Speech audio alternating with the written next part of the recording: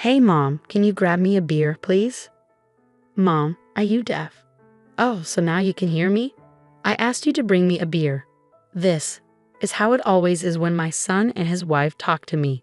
We've been living together for 5 years, and they've never really listened to me. They usually ignore me or just boss me around like I'm their maid. My daughter-in-law, Jean, talks badly about me to everyone, and my son Paul treats me like I'm just here to clean up after them. I decide to ignore them and pretend to watch TV, acting like I can't hear them. I'm fed up with them only paying attention when they want something and ignoring me the rest of the time. After a while of ignoring them, Jean grabs the remote and turns off the show I was watching. I'm surprised when she says loudly, right next to my ear, "Hey, mother-in-law, can you hear me? Make sure you make Paul's lunch tomorrow, okay?" Her voice was so loud it made my ears ring, and I couldn't help but grimace. Seeing my reaction, my daughter-in-law laughed and left the living room with my son. I couldn't help but wonder why she couldn't be a bit more considerate, especially since I'm her husband's mother and she relies on me every day. But judging from my son's behavior, it seemed like I was just a maid to her. There was no apology from either of them, and I didn't feel like they cared about how I felt. Frustrated, I sent an email to my husband and decided to leave the house. My name is Karen, and I'll be turning 72 this year. 5 years ago, my son and his wife asked if they could move in with me because they were worried about the future and wanted to save money. Since then, we've been living together as 2 families in one house. If you live with us, Mom, you'll feel safer, right? Maybe you're right. My husband is a workaholic. He started his own company when he was young and still works hard even at 73. Our house felt quiet after our son moved out. When I talked to my husband about our son and his wife moving in with us, he just said, "Do whatever you like." So with not much discussion and feeling a bit bored, I agreed, hoping life would get livelier. When they moved in, my son's wife, Jean, and I split the housework. But as she said her part-time job got busier, I ended up doing more and more. She helps if I ask, but usually she's reluctant or busy with her own stuff. So I stopped asking for her help, and I do everything myself, feeling unappreciated. Even at meal times with the whole family, there's hardly any conversation. I guess I got used to it, like with my husband. One day, while I was making dinner for 3 as usual, I got a message from my husband saying, "I'll be late for work, don't need dinner." This wasn't unusual, but the problem was with my son and his wife. "Dad's gonna be late, huh?" "Yeah, I'm not hungry either." "Oh, I'm going out with a friend, so I don't need dinner." "Why are you telling me this?" "I've already made it," I said. "It's okay, just save it for tomorrow." Even though it was dinner time, they were about to leave without a word if I didn't say anything. They could have told me earlier if they didn't need dinner. It seemed like they'd never think to consider me first. I couldn't help but feel frustrated at their rudeness. But they left without any apology. What am I working so hard for? I sat in a quiet living room, looking at the dinner I'd already prepared, not going to waste. What am I even doing? Just thinking about it made me feel so tired. I wrapped up the still warm dinner and put it in the fridge before heading to bed. The next morning, when I came downstairs, my husband, who had woken up earlier, apologized, saying, "I'm sorry." Our conversation was short, as usual. It could have ended there, but when my husband noticed my expression, he furrowed his brows slightly and asked, "Did Paul and his wife have dinner?" "No, they said they didn't eat and went out," I replied. "I see," my husband said, noticing the dinner for 3 in the fridge. I was glad to finally have a conversation after so long, so I told him what happened last night. My usually quiet husband listened carefully. After hearing me out, he gently said, "You don't have to do everything." He acknowledged that our son's behavior was becoming worse every day, but that doesn't mean you should overwork yourself. His words felt like a weight lifting off my shoulders. I realized I had been pushing myself too hard and felt relieved that my husband understood. My son and his wife were grown-ups now, so I didn't need to do everything for them. With that realization, the situation seemed a bit brighter. I might be late from work again, so you don't need to prepare dinner for me tonight, my husband said. "Oh, okay," I replied with a smile. With his words in mind, I decided it was time for my son and his wife to understand this too. Even though it was Sunday, I said goodbye to my husband and made up my mind to stand up to my son and his wife. Once my husband left, my son and his wife finally woke up in the afternoon, still in their pajamas. They came into the living room and immediately asked, "What's for lunch? Why don't you have what's left from yesterday? But you could at least warm it up for us or set it on the table. You're not small children. You can do it yourself," I replied. "Well, mother-in-law, you are getting old, aren't you?" Jean, my daughter-in-law, joked with a laugh, and Paul, my son, joined in, looking at me. "I'm exhausted because Jean hasn't been helping with the housework at all," I said. "Oh, can't you manage without me? Is it your menopause or something?" Jean retorted, laughing. Their attitudes made me sigh. They went back to their room without cleaning up after eating, seeming unbothered. As expected, my husband didn't return until late that night. Since I didn't need to cook for him, I bought myself a ready-made meal from the supermarket.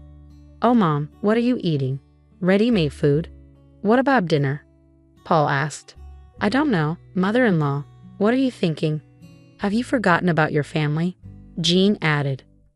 I wondered if Jean was incapable of having a conversation without throwing in some barb. I decided to ignore my daughter-in-law, which seemed to quiet Paul down. However, he quickly picked up his phone and started complaining again. "You don't work. Mom, you should at least take care of the house." I thought that since it was their day off, they could prepare their own meals for once. But instead, they decided to order delivery.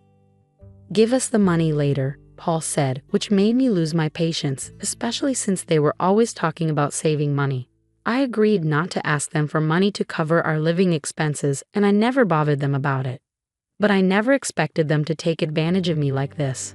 I decided to completely ignore them, refusing to do anything for my son and daughter-in-law, who showed such disrespect. "Hey Mom, beer," Paul demanded, while Jean kept making snide remarks. Paul talked to me like I was their housemaid. Ignoring them, I turned my back and pretended to watch TV, acting like I couldn't hear them. After a while of ignoring them, it seemed like she gave up and stopped talking to me. But this peace didn't last long. Before I knew it, my daughter-in-law snuck up behind me, grabbed the TV remote, and turned off the TV. Startled, I looked up only for her to shout into my ear, "Hey, mother-in-law, can you hear me? Make sure to prepare lunch for Paul tomorrow, okay?" Her voice was so loud it hurt my ears, making me flinch. Laughing at my reaction, my daughter-in-law left the living room with Paul. I couldn't help but wonder why she couldn't show a bit of courtesy, especially considering that I'm her husband's mother and she relies on me regularly. But judging from Paul's attitude, it seemed like I was nothing more than a maid to her. As it turned out, there was no sign of consideration for me at all, and I didn't even hear an apology for last night's dinner from either of them. Letting out a deep sigh, I sent a text to my husband and made up my mind to leave the house. Early the next morning, I packed my things and left before they woke up. When I arrived at a nearby business hotel, my phone buzzed with texts from Paul, who had just woken up before heading to work. Apparently, they were in quite a chaos this morning. Texts and calls from both of them flooded my phone. When I checked the messages, all I saw were complaints, like, "What are you doing? I told you I need lunch." Jean also sent a mocking text. "Are you wandering around forgetting your responsibilities?" It seemed they were struggling just because I hadn't prepared breakfast for them, which made me chuckle a bit. Seeing a call from Paul during his lunch break, I decided it was time to talk to him. "You finally picked up, Mom. Where the hell are you, and what are you doing?" Paul's voice sounded impatient. "It's none of your business, is it? You didn't even prepare our food. Where are you, Paul? You're not a child. You can make your own food, can't you?" I responded, feeling irritated. If he had struggled so much to prepare just one meal, he should have shown some appreciation. But to my surprise, he said something unexpected. "I'm paying for living expenses, so I need you to do the housework." "Living expenses? What are you talking about? I never received such a thing," I said, puzzled. "Why not? Jean should have been giving it to you every month, so don't lie." Paul insisted, claiming he was paying me living expenses. Despite my truthful denial, Paul started calling me a liar. The truth is, my husband covers all their living expenses, including their food. Even after explaining this repeatedly, Paul refused to believe me. I could hear Jean in the background saying, "You're probably just playing dumb and spending it for yourself." Unable to continue the conversation, I ended it and said, "I don't know what I don't know, and I don't plan to come home for a while." "Why not? What are we supposed to do for food?" Paul's voice sounded desperate, Figure it out yourselves. Bye now." I hung up the phone and let out another big sigh. Why do they believe they're not in the wrong, even after all this? I didn't understand what Paul was talking about earlier when he mentioned our living expenses. About a week after I left the house, the situation improved. My husband, who had come to check on me, apparently talked to Paul and Jean, and their texts suddenly became more respectful and submissive. Wondering what had happened, I received a text from my husband. "Paul and Jean want to apologize. If you feel like it, please come home." Thanks to my husband's talk, they finally seemed to understand. I replied to my husband's text, made preparations, and decided to go home that day. When I returned home, Paul and Jean were waiting at the entrance, their faces pale and worn out. It seemed they were quite upset by the lecture from my husband. I decided to hear the story about this past week from them and my husband about the living expenses. I mentioned on the phone I said I didn't receive them, right? I asked. "You said you wanted to save money, so I didn't say anything." "Actually, Dad was really mad at us about that," Paul explained. It seemed my son had misled his father about his contribution to the household expenses, believing I had been lying and portraying me as the villain. However, when my husband explained the reality of my busy schedule and showed him our household book, Paul quieted down. "You couldn't even believe me, but Jean kept saying that she was giving you the money. So what happened to your living expenses?" I asked, feeling betrayed. From my son's perspective, he was definitely paying, so he must have been baffled that the money wasn't reaching me. It seemed my husband and son confronted Jean and made her confess. At first, Jean pretended ignorance, but when my husband confronted her, she finally confessed everything. I'm appalled. She was accusing me of squandering money on the phone, but it turns out she was just talking about herself, I said, feeling betrayed. But living with my in-laws can be stifling, and everyone was inviting me, so I just because of that, you thought it was okay to embezzle our living expenses. You made me look like a fool too, Paul interjected, his voice full of frustration. What? You're acting all high and mighty too, Jean retorted defensively. At the point when the two of them began to stray from the topic and argue, my husband cleared his throat loudly. Startled by his sudden interruption, Paul and Jean fell silent immediately, seemingly terrified of my husband's disapproval. I couldn't help but chuckle at their reaction, like children caught misbehaving. Excuses, excuses. Cut the crap. First, you should sincerely apologize to your mom, my husband said firmly. I'm sorry. The two of them finally bowed their heads to me. But Paul still tried to justify himself, saying he had been taking it easy because it was his home.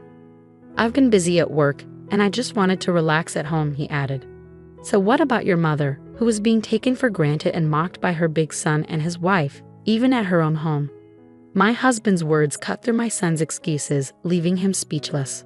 I'm appalled at my son, who, despite his age, still relies on his parents, and at Jean, who took advantage of that to embezzle money. My husband continued, his tone firm. Mom, I'm sorry. You see, I'm apologizing to you, Paul said, trying to make amends. Do you think an apology makes everything okay? Please reflect on yourself a bit, I responded firmly. The two of them thought that bowing their heads to me would resolve everything smoothly, and they were flustered by my words and tried to make excuses. But I could see through their scheme, and I shook my head. Whether you contribute to the living expenses or not, I can't overlook that attitude. You have to learn to be more grateful, I said firmly. But aren't you worried about your future too, mother-in-law? Paul interjected. Yes, I'm full of worries about relying on people like you. How can you talk to us like that? I retorted. You splurge our living expense out of stress from living with us, Jean added defensively. I can't have someone like you stay with us any longer, I stated firmly, silencing them with my resolve. They needed to learn once again how rude their actions were while living together as a couple. Later, we managed to have them move out. In the days that followed, Jean, my son's wife, started to come to our house occasionally to learn household chores from me. She continually vented about how my son Paul did not lift a finger to help with any housework. As she had always been showing off to her colleagues, I assumed she couldn't complain to anyone else. Now I understand just how much I relied on you, Karen, she admitted. Indeed, and yet you had the audacity to accuse me of being deaf and squandering money, I remarked, feeling vindicated. Unable to live with us anymore and facing financial constraints due to her misuse of funds, Jean fervently complained about her now austere life. However, as I listened, I couldn't help but feel that she was simply facing the consequences of her actions. As for Paul, he started to bring home delicious snacks as gifts from time to time, seemingly trying to make up for his previous lack of consideration. Although he still mentioned his past behavior occasionally, I appreciated his efforts. I knew he wasn't the most expressive or communicative person, but his gestures were touching nonetheless. During our discussions with Paul and Jean, my husband expressed his gratitude, saying, "Thanks for your hard work, honey. I appreciate it." I'm glad that I can talk to my husband like this again. I reflected, feeling grateful for the calmness that had returned to our lives. Despite the challenges we faced, I found myself leading a life that was calmer and happier than before.